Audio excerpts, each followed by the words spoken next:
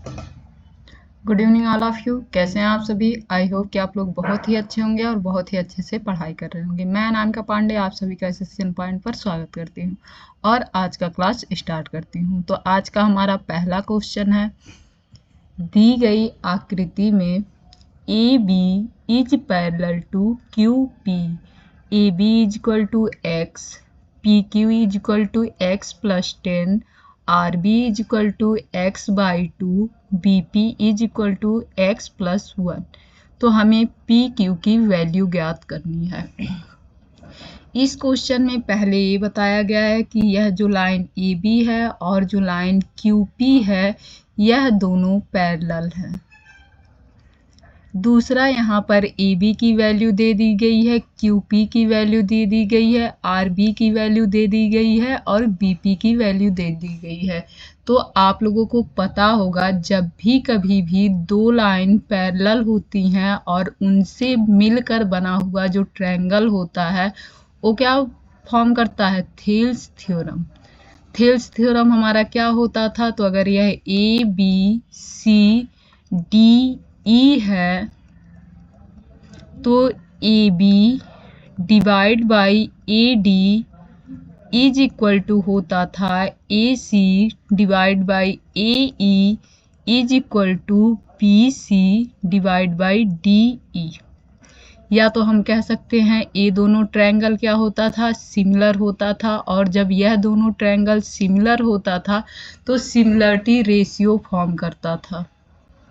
यानी कि क्या होता था? इसका रेशियो, इसका रेशियो, इसके रेशियो और इसके रेशियो के बराबर होता था। फिर इसका रेशियो और इसका रेशियो भी इन सबके रेशियो के इक्वल होता था। यही क्या था? यही सिमिलरिटी रूल थी या थेल्स थ्योरम था। इसी पर हम लोग इस क्वेश्चन को क्या करेंगे? सॉल्व करेंगे। आइए इस क्वेश्चन को सॉल्व करते हैं।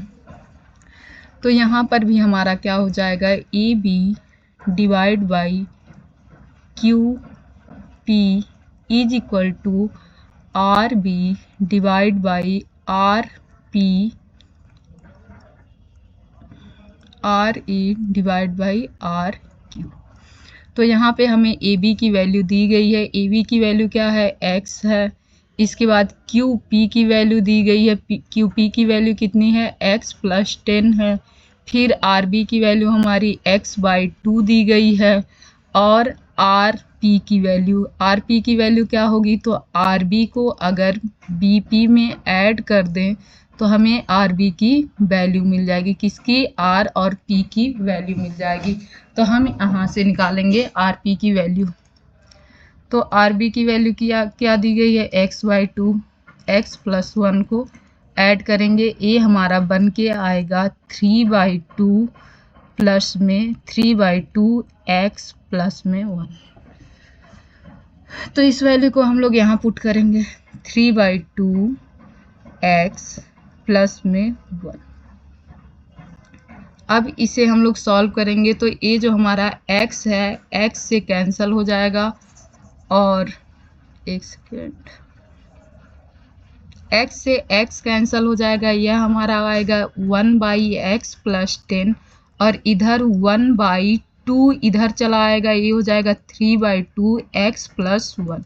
अब इसे हम लोग इधर लेके आएंगे और इसे हम लोग इधर लेके जाएंगे और इस 2 को जब अंदर हम लोग लेके जाएंगे तो पहले जगह से 2 कैंसिल हो जाएगा और दूसरे जगह 2 आएगा।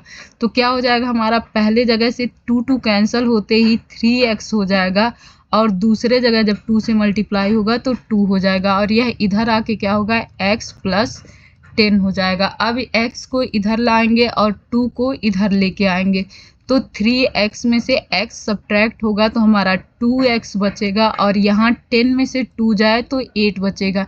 यहाँ से हम लोग x की वैल्यू 4 आ जाएगी, निकाल सकते हैं। x की वैल्यू क्या आ गई? 4 आ गई। अब हमसे वैल्यू किसकी पूछी गई है? पी क्यू की पूछी गई है। पी क्यू की वैल्यू कितनी है? तो P Q is equal to X plus 10 है। एक्स की वैल्यू हमारी कितनी आ चुकी है? 4 और इसमें ऐड करते ही हमारा आंसर क्या आ जाएगा? 40। नेक्स्ट क्वेश्चन,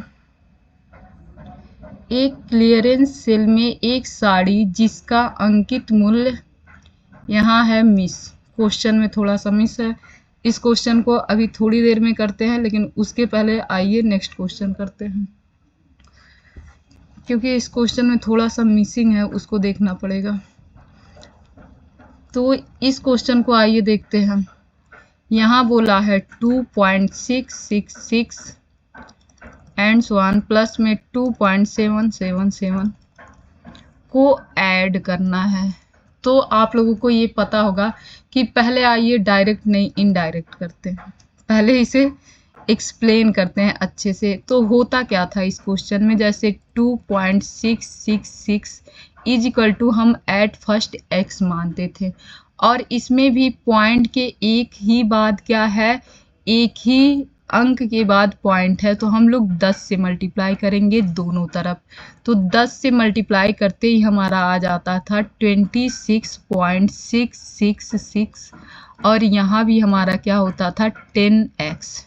क्या किए हैं, 10 से मल्टीप्लाई किए हैं। अब हम लोग इसको किसके फॉर्म में लिखेंगे, इसके फॉर्म में, और इसके फॉर्म में लिखने के लिए हम लोग लिखेंगे 24 प्लस में 2.666, यहाँ हमारा 10x हो जाएगा।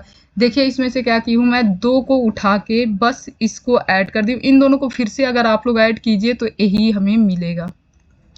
तो ये हमारा क्या हो गया, यहाँ हमारा 24 आ गया, और यहाँ इसके जगह पर फिर से हम लोग x को पुट कर सकते हैं, इज इक्वल टू 10x। ये क्या हो जाएगा, 24 हो जाएगा, यहाँ 9x हो जाएगा।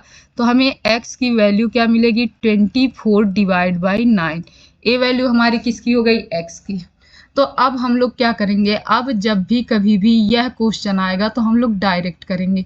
जैसे 2.666 दिया है, तो हम लोग इस 26 में से इस डिजिट को सब्ट्रैक्ट करेंगे। क्या करेंगे, इस 26 में से इस डिजिट को सब्ट्रैक्ट करेंगे, तो हमारा कितना आ जाएगा, 24 आ जाएगा। और पॉइंट, एक ही अंक के बाद यहाँ पॉइंट शुरू होता है, और ये एक ही रिपीटेशन हो रहा है, जैसे 6 6 6 6 का ही रिपीटेशन हो रहा है। तो हम लोग डिवाइड बाय क्या लिखेंगे, किसका रिपीटेशन हो रहा है, बस एक डिजिट का। और जब एक डिजिट का रिपीटेशन हो रहा है तो बस हम 9 लिखेंगे। अगर यह 2 डिजिट का रिपीटेशन होता तब तो हम लोग 99, जैसे 47 का रिपीटेशन हो तब हम लोग 99 डिवाइड बाय 99 लिखते हैं। लेकिन अगर एक ही डिजिट का रिपीटेशन होगा तो हम लोग क्या करेंगे, बस डिवाइड में 9 लिखेंगे। आइए अब इसी तरह हम लोग सेकेंड करेंगे। सेकेंड हमारा क्या है, 2.7777। तो इस 27 में से हम इस 2 को सबसे पहले सब्ट्रैक्ट करेंगे, तो हमारा आ क्या जाएगा, तो हमारा आ जाएगा 25, और रिपीटेशन बस एक अंक का हो रहा है तो इसीलिए डिवाइड बाय 9। और इन दोनों को ऐड करने के लिए कहा है, तो हम क्या करेंगे, इन दोनों जो वैल्यू आई है उसे ऐड कर लेंगे, और 24 और 25 कितना होता है, 49 होता है। 49 डिवाइड बाय 9 हमारा आंसर आ जाएगा। नेक्स्ट क्वेश्चन, 1280 रुपए पर 3 वर्षों के लिए 5% प्रति वर्ष की दर से साधारण ब्याज कितना होगा। तो आइए, नॉर्मल है ये क्वेश्चन। 280, आप लोगों को क्या पता है, आप लोगों को पता है P into R into T divide by 100। जब कभी भी साधारण ब्याज निकालना हो तो हम लोग ऐसे डायरेक्ट निकाल सकते हैं। तो हमारा ये क्या हो जाएगा, हमारा हो जाएगा P 1280 गुणे में R कितना है 5%, कितना टाइम है 3 वर्ष, और डिवाइड बाई 100। अब इसे सॉल्व कर लेंगे, 1 0 से 1 0 चला गया, और इसके बाद 5 से 5 कम 5, 5 दूना 10, 2 से इसे काट देंगे तो ये 6 और 4 आ जाएगा। 3 से जब इसमें मल्टीप्लाई करेंगे तो ये 3 चौक 12 आ जाएगा, 18 1 19, 192 हमारा आंसर आ जाएगा। इसके अलावा हम लोग क्या कर सकते हैं, उसमें भी कुछ और नहीं होता। जैसे 1 वर्ष का हमारा 5% दिया गया है, तो 3 वर्ष का कितना हो जाएगा, 15% हो जाएगा। हमारी वैल्यू कितनी है, 1280 है, तो इसका कितना निकालना होगा, इसका हम लोग 15% निकाल लेंगे। तो यहाँ भी तो हम लोग सेम वही चीज ही कर रहे हैं, इसका 15% निकाल लेंगे।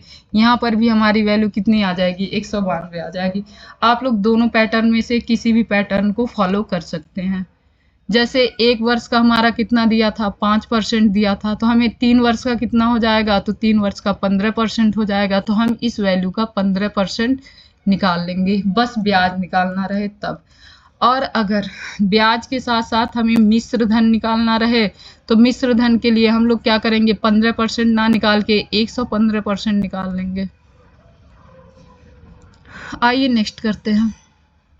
एक वस्तु की कीमत 5,000 रुपये से 2,000 रुपये कम है। 5,000 रुपये में से 2,000 रुपये कम है, यानी कि पहला ही लाइन अगर हम लोग इसे लिखना चाहें तो कहेंगे 5,000 में से 2,000 कम है, यानी कि रुपये कितना है, 3,000 है।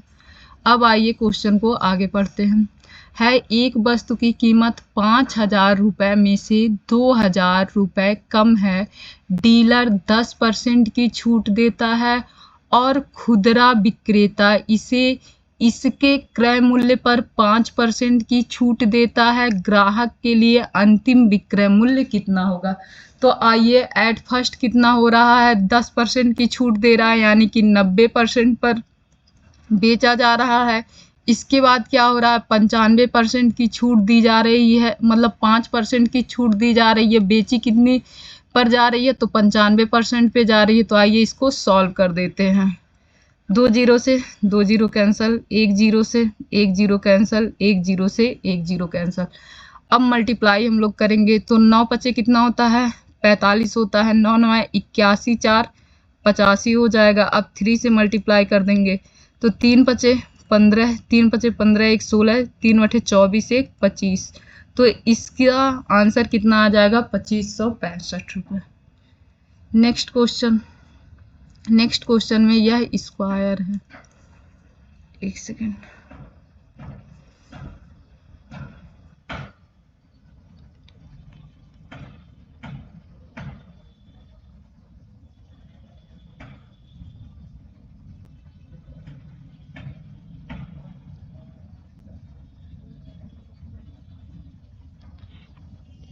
अब इसे चेंज करके लिखते हैं।